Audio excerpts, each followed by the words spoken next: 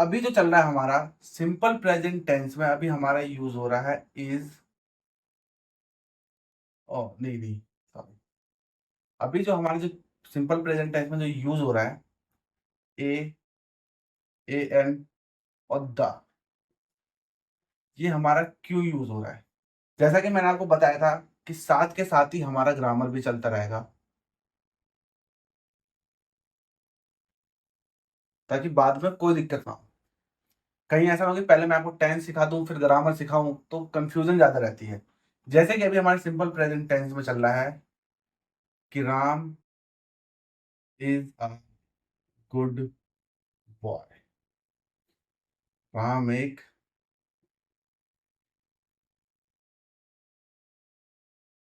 अच्छा लड़का है। ठीक है, ये ए क्यों आया है? ठीक है, द सन इज येलो। सूरज पीला।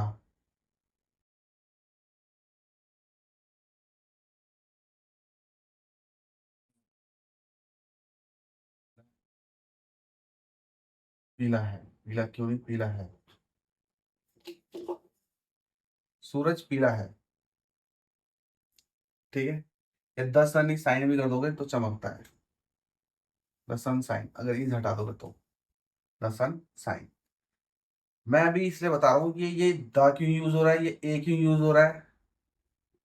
दिस इज एन एप्पल, यह एक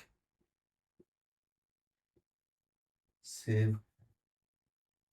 ये एन, तीनों चीज मैंने ले लिया, ए एन और द। तो आज हम जानेंगे कि ए, द और एन क्यों यूज हो रहा है। अब हम टेंस बना लेते हैं, पढ़ लेते हैं और फिर हम रटते रहते हैं, लेकिन हम फिर लास्ट में जब हम सीखते हैं ए एन द क्यों यूज हो रहा है, तो बच्चे कंफ्यूज हो जाते हैं क्यों हो रहा है। तो इसीलिए जैसे मैंने आपको बता दिया है कि टेंस के साथ साथ मैं ग्रामर भी साथ साथ पढ़ाता रहूंगा। तो सिंपल प्रेजेंट टेंस तो अपना चल ही रहा है, लेकिन साथ में अपन आज सीखेंगे ए, द और एन, ये क्यों यूज हो रहा है, कहाँ कहाँ ये यूज होता है और कैसे कैसे यूज होता है। ठीक है,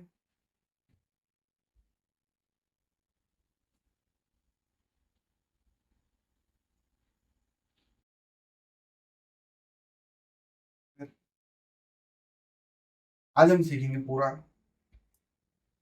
यूज,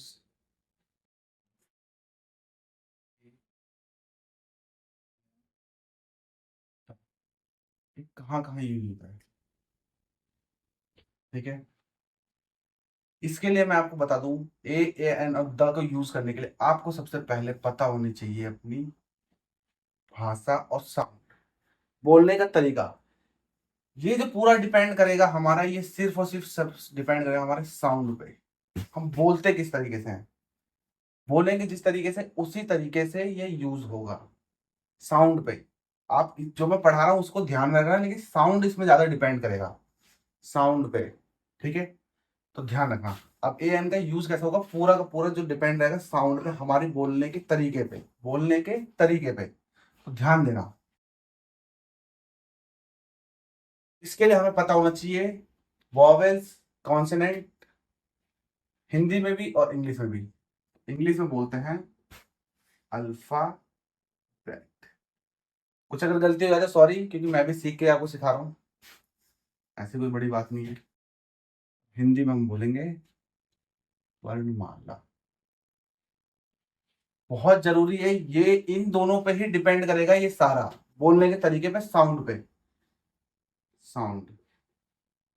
ठीक है, इसमें मैं लिख देता हूँ साउंड। ठीक है, अल्फाबेट होता है हमारा ए बी सी डी, बड़ा बड़ा रखता हूँ आपको सही से समझ में आएगा। A B C D E F G H I, J, K, L, M, N, O, P, Q, R, S, T, U, V, W, X, Y और जेड। हमारे वोवल्स में क्या आता है, हमारे वर्णमाला में क्या आता है? आ, आ, ई, ई, उ, उ,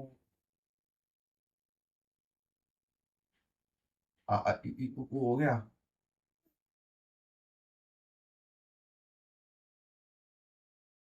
ए, आई, ओ,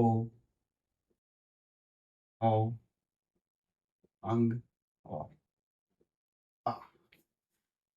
ये हो गया। अब इसके नीचे आएगा का, खा, गा, घा, अणा, चा, छा, जा, छा, इया, टा, ठा, डा, ढा, ढा, ता, ठा, दा, धा, ना, पा, पा, वा, मा, पा, फा, वा, फा, मा, या, रा, ला, वा,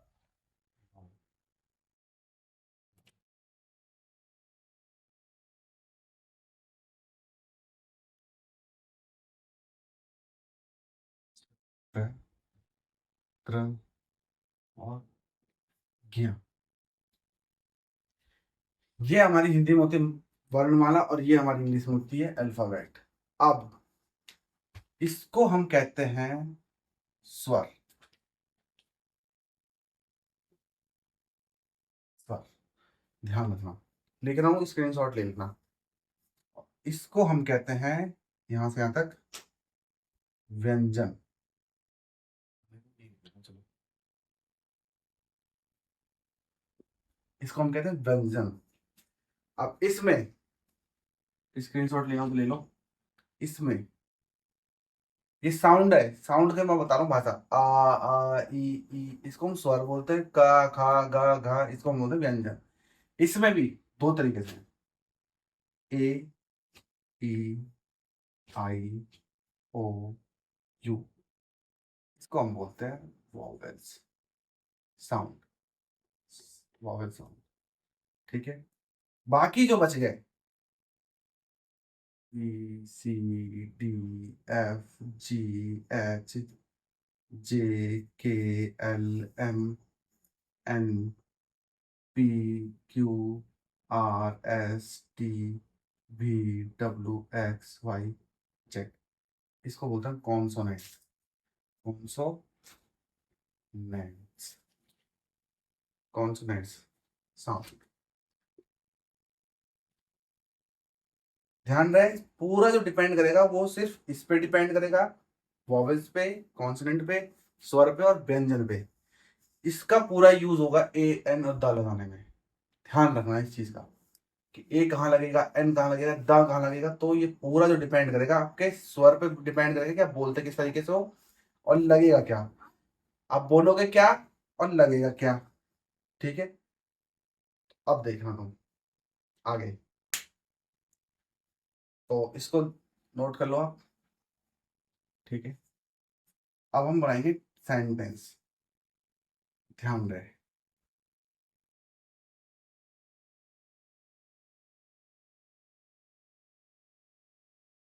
स्वर व्यंजन मैंने बता दिया आपको, वॉवल्स बता दिया मैंने आपको। तो हमेशा ध्यान रखना कि ए, ई, आई, ओ, यू किस साथ लगेगा, एन। ठीक है, और जो बाकी बच जाते हैं, बी, सी, डी, ईटीसी, जो भी बच गया, बोले तो मैं इसको शॉर्टकट में देता हूँ, वॉवल्स, वॉवल्स के साथ लगेगा एन, और कॉन्सोनेंट के साथ लगेगा ए। ठीक है, और द का मैं आपको बताऊंगा लास्ट में, पहले इसको मैं पहले क्लियर कर दूं। तो समझ गए, वॉवल्स के साथ लगेगा एन और कॉन्सोनेंट के साथ लगेगा ए, लेकिन इसमें भी कंडीशन रहेगी। कंडीशन, और मैं एग्जांपल लेते हैं, जैसे कि मैं लेता हूं एग्जांपल, सेब, एप्पल, एप्पल। अब यहाँ पे जो पूरा जो डिपेंड होगा, हम जो बोलने का तरीका हम जो निकाल रहे हैं, इसमें ए लगा है तो हम समझ जाएंगे कि अच्छा ए इसमें है, तो हम लगा देंगे ए एम। ठीक है, हमने लगा दिया ए एम। ठीक है, करेक्ट। फिर हमने लिख दिया अर्थ, टी,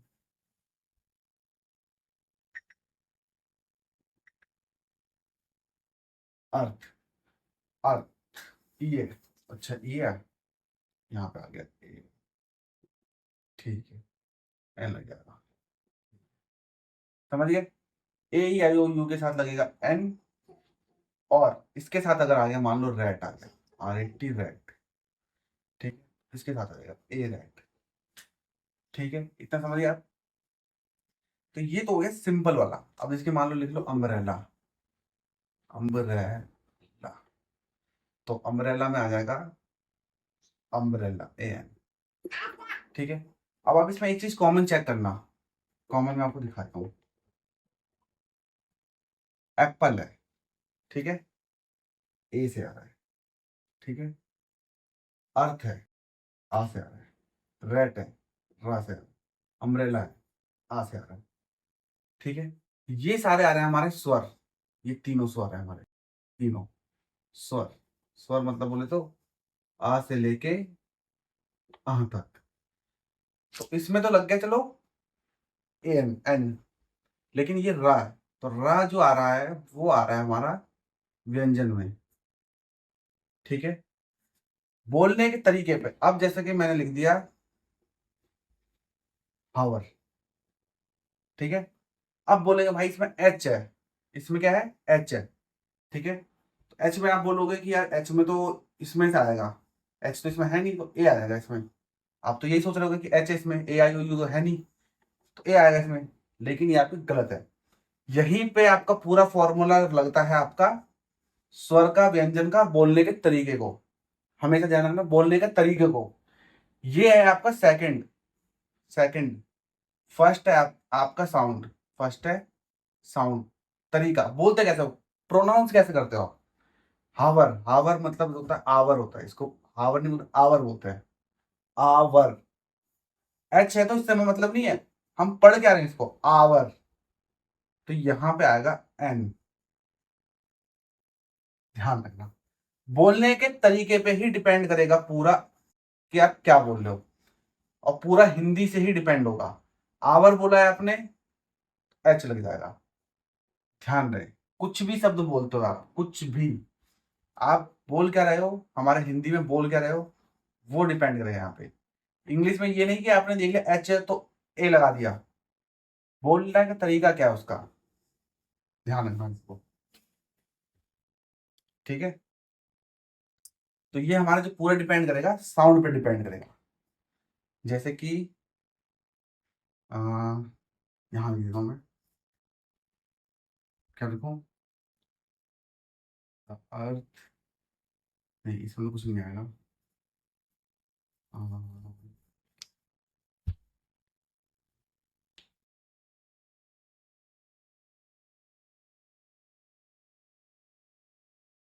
एग्जाम्पल तो मैं एग्जाम्पल लिखता हूँ।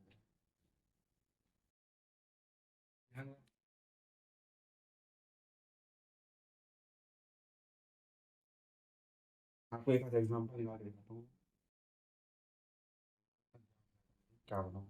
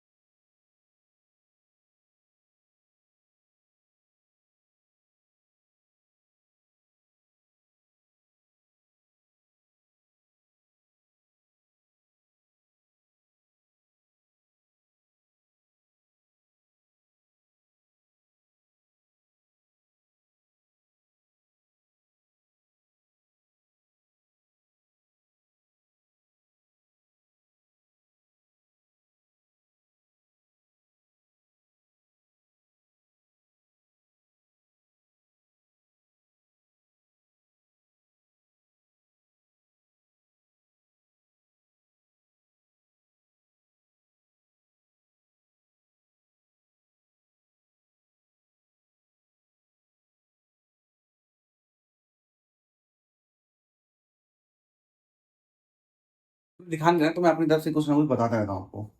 इसके ले लो, कुछ भी ले लो इसकी, इसमें पेन, इसमें आएगा ए, ए पेन, पी बोल रहा है पा, पेन, तो हमारे व्यंजन में है, ठीक है, ए आएगा। कार, का से आएगा, ए आएगा। इसमें पूरा ध्यान रखना अपने हिंदी पे, इंग्लिश पे भी ध्यान रखना होता है इसमें, जैसे कि सी, ए आर, सी आया है तो सी में हमें पता है कि ए ही आ जाएगा, ठीक है। बोट, बोट, इसमें भी ए आएगा, ठीक है। और इंक आ गया, इंक, इसमें आएगा ई। इसमें देखो, इसमें इंक बोलने में भी इंक है, आई एन के इंक, और इसमें हमारे हिंदी में भी ई आ रहा है, इसमें मतलब आ से लेके आ तक, तो एन आएगा इसमें, ध्यान रखना, ठीक है। तो ये तो मैं आपको बता दिया मैंने एग्जाम्पल, कि बोलने पे ही पूरा डिपेंड करेगा। एक छोटा सा एग्जाम्पल मैंने आपको ये दे दिया आवर का, ठीक है। अब सपोज मैं लिख देता हूं कि यह एक बड़ा सेब, दिस इज बिग एप्पल, ठीक है।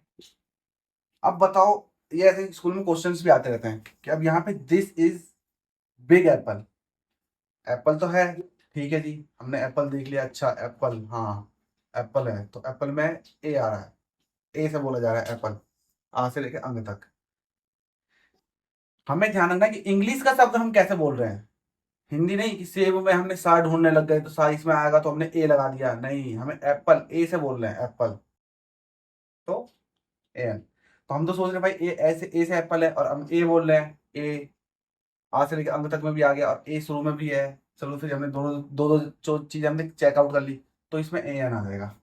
हम तो यही सोच रहे हैं, this is an big Apple, हम तो ये सोच रहे हैं, लेकिन नहीं, जब आप ऐसा सेंटेंस बनाओगे, ये क्या बोला, बड़ा सेब है, तो ये दोनों एक है, ये दोनों है, बड़ा सेब, इन दोनों को मिला के एक हो गया बिग एप्पल। तो हम इसको देखेंगे, अब हम इसको हम भूल जाएंगे क्योंकि इसके पहले आ गया बड़ा, तो इसको देखेंगे हम, ठीक है।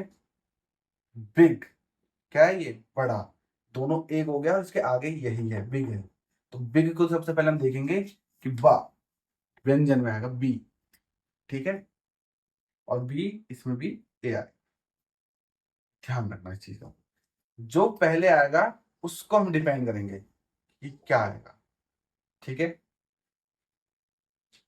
तो ये मैंने आपको बता दिया ए आई हो क्या।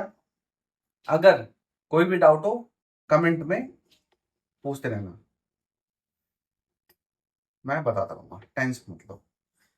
तो ए और एन का प्रयोग समझ गया, ए या यू आएगा, एन आ जाएगा, कॉन्सोनेंट आएगा, ए आ जाएगा, लेकिन सारा डिपेंड करेगा हमारे हिंदी वर्णमाला से कि हम बोलते किस तरीके से। एप्पल है तो हम सेव नहीं पढ़ेंगे, उसको एप्पल ही पढ़ेंगे हमारे हिंदी वर्णमाला से, ए से आएगा एप्पल, ए, एप्पल को हम कैसे पढ़ते हैं, एप्पल, ठीक है। तो हम ए से पढ़ रहे हैं, तो हम ए से हमारा किस में आएगा, इसमें आएगा, तो हमारा स्वर में आ रहा है, तो स्वर में मतलब ए एन आ जाएगा, ठीक है। स्वर में जो भी आएगा उसमें आएगा ए एन, व्यंजन में जो भी आएगा वो आएगा ए से। तो स्वर को हमारे को बोलते हैं, स्वर को हमारे में बोलते हैं वॉवल्स, हमारे हिंदी में लोगे तो स्वर, और ये हो गया व्यंजन, ठीक है,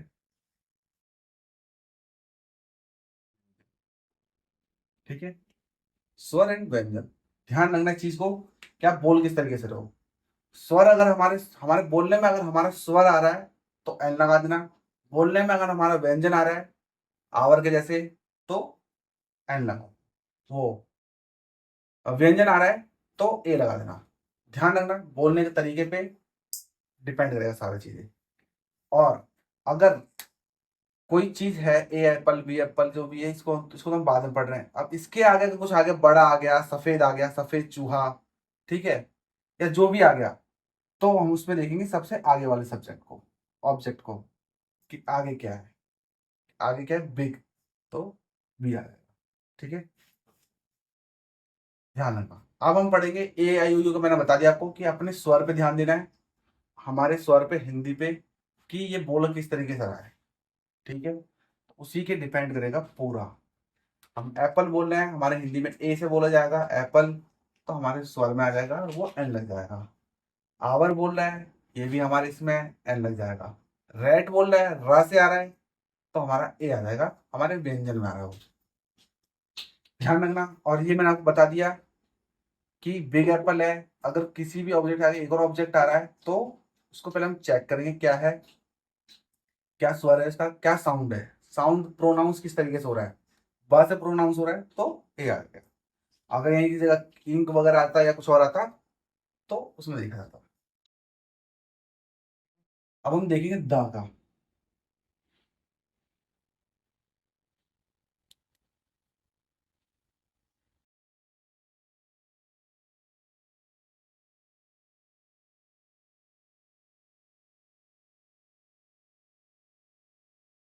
ए बता दिया, अब बारी है the key. T H E the. अब हम इसको बोलते हैं दो तरीके से, हिंदी में या इंग्लिश में अगर हम इसको प्रोनाउंस करेंगे तो द और दी, द और दी। ठीक है, इसको हम दो तरीके से बोलते हैं, हमेशा ध्यान रखना। जैसे कि मैं बोलूं दी एंड, तो क्या हो गया ये, दी एंड। इसको मैं बोलूं तो क्या बोलूंगा, द किंग। क्या है, द किंग। समझ गए कि अब हमें द कहाँ लगाना है और दी कहाँ लगाना है। ये दो तरीके से होते हैं, ध्यान रखना। बोलने का तरीका दोनों का अलग अलग होता है। ठीक है, लिखा दोनों दा जाएगा, टीएच ही लिखा जाएगा, लेकिन जब हम बोलेंगे तब हम उसको अलग तरीके से बोलेंगे। जैसे कि अगर हमें अब ये होगा, समझ गया कि द दो तरीके से होता है, द और दी। ठीक है, जो हमारा द यूज होगा, द, वो हमेशा यूज होगा हमारा कॉन्सोनेंट के साथ। बोले तो व्यंजन। ठीक है, इसमें भी हमारा हिंदी ही आएगा पहले तो। और जो दी यूज होगा वो यूज होगा हमारा वॉवेल्स के साथ। बोले तो स्वर के साथ, हमेशा। और ये द हम जब भी यूज करते हैं जब हम किसी एक चीज की ही बात कर रहे हो, पर्टिकुलर चीज की, जैसे कि उसको हम प्रायोरिटी दे रहे हो, वो एक महान है या कुछ एक ही चीज की बात कर रहे हो, जो वो बड़ी चीज है, महत्व में बड़ी हो, पोजीशन में बड़ी हो, बहुत बड़ी हो और अकेला वही हो। जैसे कि the river, river, the mountain. ठीक है, ऐसे कोई बड़ी चीज हो, द सन। ठीक है, तो हमेशा कोई बड़ी चीज के आगे लगाते हैं, या तो फिर वो आपके सामने ना हो। ठीक है, जिसके बारे में आप व्याख्या कर रहे हो बस खाली। तो द का मतलब समझ गए। अब देखो, मैं एक एग्जांपल देता हूं कि दी और द कैसा होगा। जैसे कि मेरे को लिखना हो,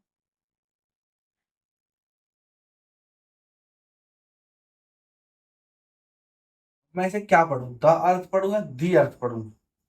अर्थ, अर्थ बोले तो अर्थ, आ से आ रहा है, मतलब आ बोले तो वॉवेल्स में आ रहा है, हमारे स्वर में आ रहा है, तो आएगा दी अर्थ।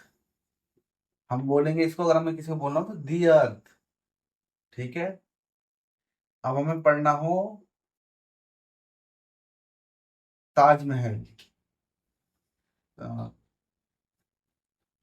चलो ताज ले लो, द ताज। ताज आ रहा है, मतलब द ताज पढ़ेंगे हम इसे। ताज, ताज बोले तो हमारे इसमें आ रहा है व्यंजन में। मैंने आपको सिखा दिया व्यंजन क्या है, स्वर क्या है, दोनों पीछे देख लो। और द का यूज होता है किसी महान चीज में, किसी बड़ी चीज में, किसी प्रायोरिटी में दे रहे हो आप तो सिर्फ अकेला वही है और कोई नहीं है। ठीक है, जिसको आप किसी सिर्फ अकेले चीज को महत्व दे रहे हो। तो वहां पे द का यूज होता है, और द दो तरीके से होता है, द और दी। द यूज होगा कॉन्सोनेंट्स के लिए, व्यंजन के लिए, और दी यूज होगा स्वर के लिए और व्यंजन के लिए। समझ गए? अब मैं आपको एक चीज और बता देता हूं कि जो हम ए यूज करते हैं और ए एन यूज करते हैं, जो हम ए यूज और ए एन जो हम यूज करते हैं इसको, ठीक है, इसको हम किसी भी चीज को यह दर्शाने के लिए यूज नहीं करते हैं कि यह एक अच्छा लड़का है, मान लो। हाँ, ठीक है, आम मीठे हैं,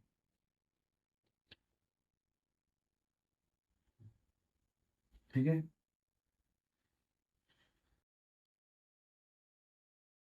सॉरी, आम मीठे नहीं है।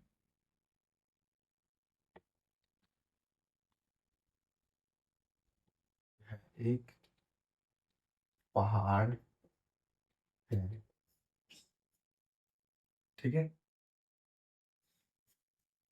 जब भी हम इसमें यूज कर रहे हैं this is a good boy, तो हम ये नहीं बता रहे हैं उसको कि this is a good boy, कि यह एक अच्छा लड़का है। एक पीस की बात नहीं हो रही यहाँ पे, बस हम बता रहे हैं उसको कि यह एक अच्छा लड़का है, ये एक लड़का है। बस हम किसी को बता रहे हैं कि ये एक लड़का है, ये नहीं बता रहे कि एक ही पीस लड़का है। समझ गए? जैसे कि मैंने बोला ये बोर्ड है, ये एक बोर्ड है, यह एक बोर्ड है, एक तरीके का ये बोर्ड है। तो हम मैं ये बता रहा हूँ, मैं ये नहीं बता रहा हूँ कि ये वन पीस बोर्ड है। अगर मेरे को अब यही लिखना हो कि यहाँ दो अच्छे लड़के हैं, तो यहाँ पे तो फिर अलग सेंटेंस बन जाएगा। तो मैं बताना चाह रहा हूँ आपको कि यह एक लड़का है, बस। मैं आपको बताना चाह रहा हूँ कि यह एक पहाड़ है, ये एक पहाड़ है, तब हम यूज करते हैं ए का और एन का। ठीक है, अब देखो इसकी यह एक पहाड़ है, तो क्या लिखेंगे? This is a mountain. ये मैं बता रहा हूं आपको कि दोस्त ये एक पहाड़ है, बस। ये नहीं बोल रहा हूं कि ये वन पीस पहाड़ है। समझ गए? तो हम इसका एक का यूज हम एक तरीके से भी करते हैं, एक एक के लिए भी करते हैं, लेकिन काउंटेबल नहीं करते कि काउंट कर रहे हो हम इसको। काउंटेबल नहीं होता ये होता है अनकाउंटेबल। हमेशा ध्यान रख लेना, अनकाउंटेबल। ध्यान रखना, ये जो हम एक यूज करते हैं ये अनकाउंटेबल, ये एक अच्छा लड़का है, हम उसकी अच्छाइयों को बता रहे हैं। ये एक पहाड़ है, मैं बता रहा हूँ बस, ये नहीं बता रहा हूँ कि ये एक लड़का है। समझ गए? अगर मैं बोल रहा हूँ कि ये एक ही लड़का है, तो this is a one boy, बस। समझ गए? तो ये इसीलिए यूज किया जाता है, हमें किसी चीज को बताने के लिए कि एक पहाड़ है, ये सफेद है, ठीक है, आम पीले हैं, सूरज चमकीला है, ठीक है, दुनिया गोल है। तो ये हम एक तरीके से हम ये सब बता रहे हैं, ठीक है। समझ गए? फिर द का यूज, ए का यूज, एन का यूज हम करते हैं किसी चीज को बताने के लिए, उसकी क्वालिटी बताने के लिए, ठीक है, या उसकी जेंडर को बताने के लिए, या क्या जो भी है, हम उस चीज को बताने के लिए काम करते हैं। जैसे कि एक लड़का है, यह एक पहाड़ है, इस तरीके से हम किसी चीज को हम काउंट करके नहीं बताते हैं कि यह एक वो है। समझ गए? तो यूज मैंने बता दिया आपको ए का और एन का और द का। अगर कोई भी चीज डाउट रह रही हो तो आप कमेंट करना, आराम से करेंगे।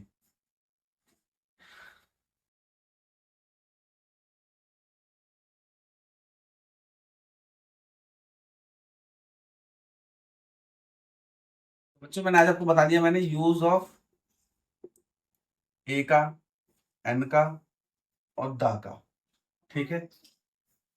अब आपको क्या करना है, इसको अगर आप मेरे को वॉचिंग कर रहे हो तो आप मेरे को पढ़ के, ठीक है, आप किसी एग्जाम आप पढ़े, आपने किसी को पढ़ा, पढ़ा, फिर आपने रिवाइज करके किसी को पढ़ाया, अपनी फैमिली में, फ्रेंड में, किसी को भी, तो आपके दिमाग में 3 बार बैठ जाएगी ये चीजें, और आप बहुत अच्छी तरीके से सीख जाओगे। तो आप पढ़ो, सुनो, लिखो, समझो कि इंग्लिश कैसे बोलनी है। अगर नहीं समझ में आ रहा तो मेरे पीछे वीडियो देखो, मैंने पूरी अच्छी तरह से गाइड कर रखा है।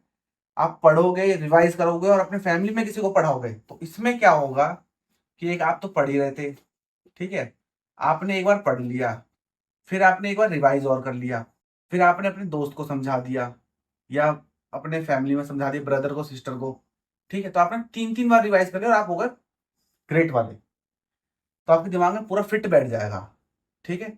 और यहाँ पे एक फायदा और होगा कि मैंने आपको पहले ही बोल रखा है पहली वीडियो में कि इंग्लिश सीखने के लिए हमारे पास इन्वायरमेंट होना बहुत जरूरी है, फैमिली में, फ्रेंड में, नहीं तो फिर आप नहीं बोल पाओगे, कभी नहीं। आप सीखते रहोगे जीवन भर, हम बस यही सीखते रहेंगे, टेंस सीखते रहेंगे और ये सब सीखते रहेंगे बस, लेकिन हम बोल नहीं पाएंगे कभी भी। तो इसके लिए क्या करें, दोस्त को, भाई को, बहन को सिखाओ। तो क्या होगा, आगे जाके ये भी सीखेगा, ये आप भी सीखोगे और आप दोनों आपस में बात करोगे। और ऐसे करते करते क्या पता हो सकता है आपकी पूरी फैमिली बोलने लगे इंग्लिश। तो आपको एनवायरनमेंट बनाना बहुत जरूरी है इस टाइम में। तो आप एनवायरनमेंट बनाओ सिखा सिखा के। आप ये मत कभी जलन करना कि मैंने सीख लिया है तो मैं अपने अपने दोस्त को क्यों सिखाऊं, या अपनी बहन को क्यों सिखाऊं, अपने भाई को क्यों सिखाऊं। तो ऐसा मत समझना कि वो ज्यादा सीख जाएगा, आप सिखा के आप और ज्यादा सीख जाओगे। और हमेशा ध्यान रखना कि ये सब तो चलो चल ही रहा है, ठीक है। आप हो सके जितनी हो सके इंग्लिश में चीजें करो, वॉचिंग, रीडिंग, ठीक है,